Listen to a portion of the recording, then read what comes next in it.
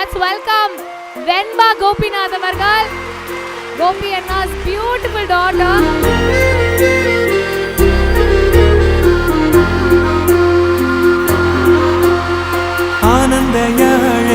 ஒரு அப்பா வந்து தன்னோட பொண்ணு கையால வாங்குற ஒரு award is the biggest award in the world. இவங்கள விட்டா வேற யார் வந்து இந்த அவார்ட் கொடுத்தா அவ்வளவு ஸ்பெஷலா அவங்களுக்கு இருந்திருக்கும்ன்றது தெரியல. நெஞ்சம் இணைந்து பேசிட உலகில் பாஷைகள் எதுவும் தேவையில்லை. சிறு புல்லில் உறங்கும் பனியில் தெரியும் மலையின் அழகோ தாங்கவில்லை. குந்தன் கைகள் பிடித்து போகும் வழி அது போதவில்லை. இன்னும் வேண்டுமணி இந்த மண்ணில் இது போல் யாரும் இங்கே எங்கும் வாழவில்லை என்று தோன்றுதடி.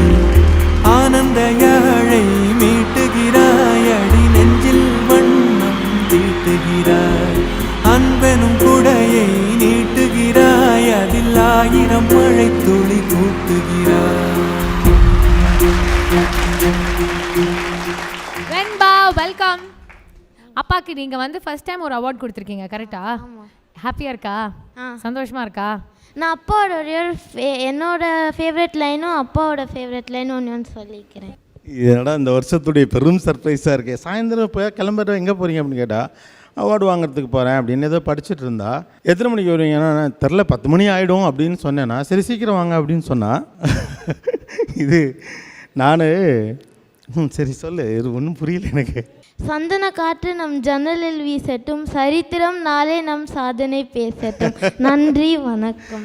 Thank you thank you thank you. ஆக்சுவலாக இந்த சர்ப்ரைஸை ஏற்பாடு பண்ணது யார்?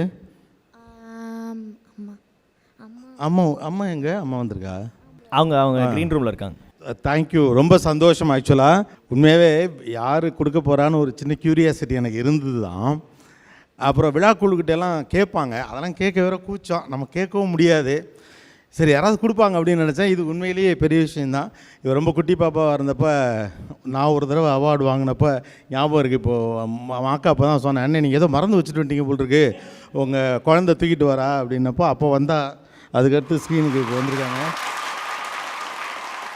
இது ரொம்ப சந்தோஷம், ஒரு புதிய துவக்கம் அப்படின்னு இதை நான் நினைக்கிறேன். ரொம்ப தேங்க்ஸ். Thank you Behindwoods. பசங்களா தேங்க்ஸ்ரா, thanks for this effort. Thanks everyone, thanks a lot. உண்மையிலே ரொம்ப ரொம்ப ரொம்ப ஸ்பெஷல். ஆக்சுவலாக நம்மளால் எந்த லெவல் அப்படின்னு கேட்டிங்கன்னா, ஏதாவது வீடியோலாம் நம்ம யூடியூப்லாம் பேசுனது ஏதாவது வைரல் ஆகும்.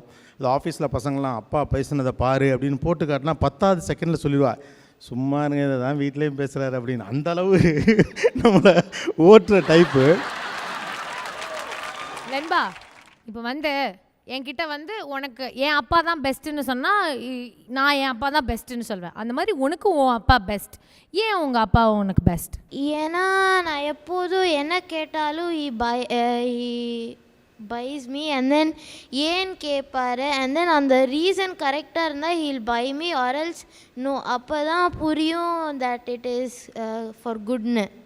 ஸோ அதனால் ஹீஸ் த பெஸ்ட். அதனால் அப்பா வந்து என்ன கேட்டாலும் வாங்கி கொடுத்துருவாரு, அதுக்கு ஒரு ரீசன் ஒன்று கொடுப்பாரு. அப்போ நம்மளோட நல்லதுக்காகன்றதுனால தான் உங்களுக்கு அது அப்பா. இல்லை ஆக்சுவலாக நீ என்ன கேட்டாலும் வாங்கி கொடுப்பேன்னா கரெக்ட் ரீசன் சொல்லணும்.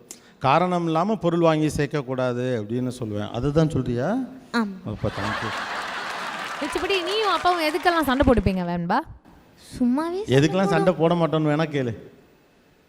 சும்மாவே சண்டை போடுவோம்.